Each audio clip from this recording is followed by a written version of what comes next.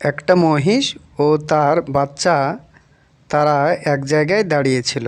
তখন মহিষটি তার বাচ্চাকে বলল, চল কেলে, আমরা এই জঙ্গল থেকে অন্য কোনো জঙ্গলে চলে যাই। কেন মা, আমাদের এই জায়গা থেকে আমরা কেন যাব? আমরা তো বেশ ভালোই আছি, এখানে খাচ্ছি দাচ্ছি ও মনের সুখে দিন কাটাচ্ছি।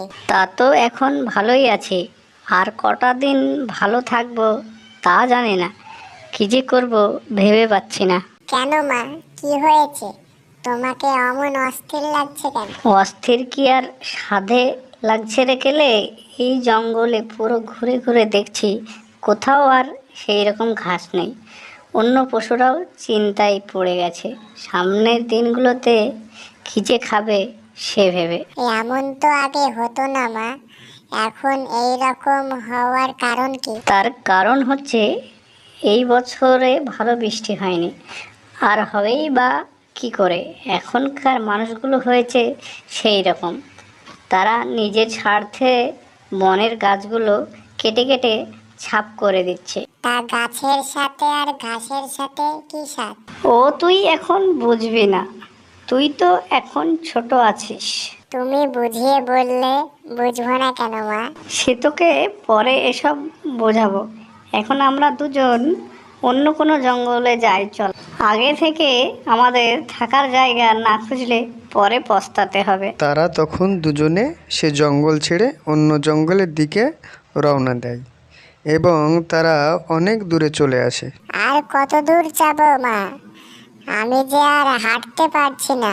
চল চল কেলে, আর একটু গেলেই ঘাসের দেখা মিলবে। এই বলে তারা আরও কিছু দূর হাঁটতে থাকে এবং তারপরে সেখানে গিয়ে দেখে খালি সবুজ ঘাস আর ঘাস। আমি বলেছিলাম না কেলে, কিছু দূর গেলেই আমরা ভালো সবুজ ঘাসের সন্ধান পাবো।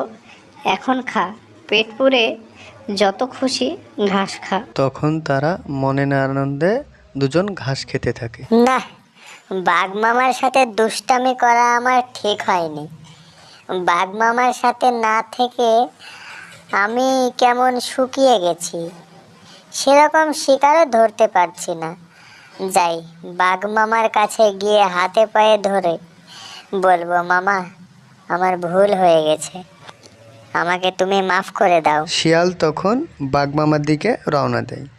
কিছু দূর যাওয়ার পর মহিষ ও তার বাচ্চাকে দেখতে পায়।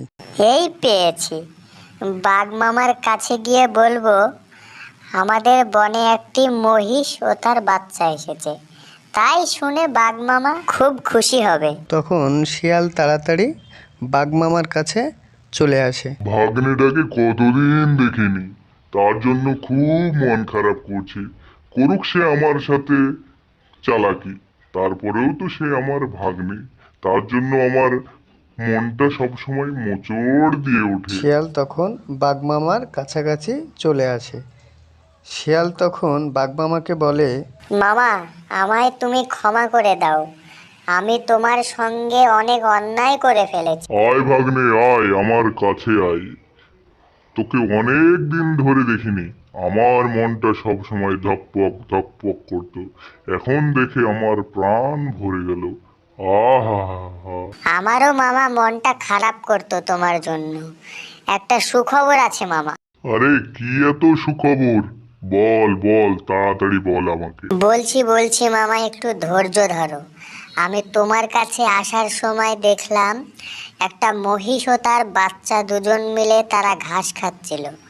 কি বলবো তোমায় মামা, মহিষের বাচ্চাটিকে দেখে আমার জিভে জল চলে আসছে। আমারও ঘাস পাতা খেয়ে খেয়ে মুখটা বেজবেজে হয়ে গেছে, আর কচি বাচ্চার মাংস খাওয়ার জন্য আমার দাঁত শিরশির করছে। তাহলে চলো মামা, চলো তাড়াতাড়ি চলো, সুযোগ বুঝে মহিষের বাচ্চাটিকে ধরতে হবে। আবার মামা ভাগ্নে এক হলো, শিকার ধরা শুরু হলো।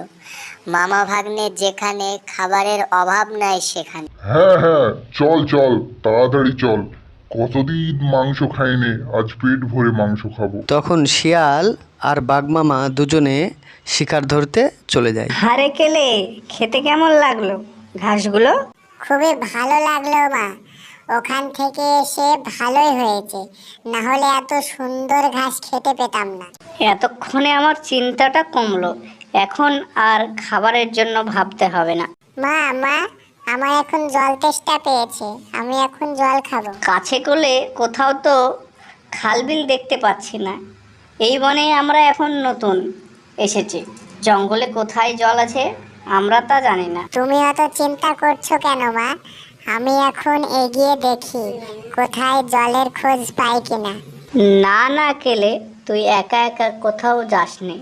বলা তো যায় না কখন যে কোন সময় বিপদ ঘাড়ে এসে বসে। তুমি অত চিন্তা করছো কেন মা? এখানে তো ভয়ের কোনো কারণ নেই। দেখছো না জায়গাটা কত শান্ত আর নিরিবিলি। তাও তুই সাবধানে যাস। কেলে তখন জলের উদ্দেশ্যে হাঁটতে থাকে। কিছু দূর যাওয়ার পর একটা নদী দেখতে পাই। এই তো পেয়েছি, নদীর জল একেবারে চকচক করছে। জল খেয়ে এবার তেষ্টা মিটিয়ে নি। তখন মহিষের বাচ্চা মনের আনন্দে জল খেতে থাকে। কইরে ভাগ্নে, আর কত দূর? আমি যে হাঁপিয়ে গেলাম। এই তো মামা চলে এসেছি, ওরা এই আশেপাশেই আছে, একটু এদিক ওদিক খুঁজতে হবে। তখন তারা দুজনে এখানে ওখানে শিকার খুঁজতে থাকে এবং খুঁজতে খুঁজতে তারা নদীর ধারে চলে আসে। শিয়াল তখন বাঘকে বলে, এই যে মামা, মহিষের বাচ্চাটা আনমনে জল খাচ্ছে, এখনই সুযোগটা কাজে লাগিয়ে দেন। ঠিক আছে, তুই এখানে লুকিয়ে থাক, আমি শিকার ধরি, তারপরে তুই যাস। তখন কেলের পাশাপাশি চলে আসে এবং কেলেকে বলে, এই, তুই আমার জল ঘোলা করছিস কেন? কই, আমি তো জল ঘোলা করিনি। আর নদীর জল আমি কিভাবে ঘোলা করব? তুই এখন করিসনি, গত বছর আমার জল ঘোলা করেছিলি। গত বছর তো আমার জন্মই হয়নি।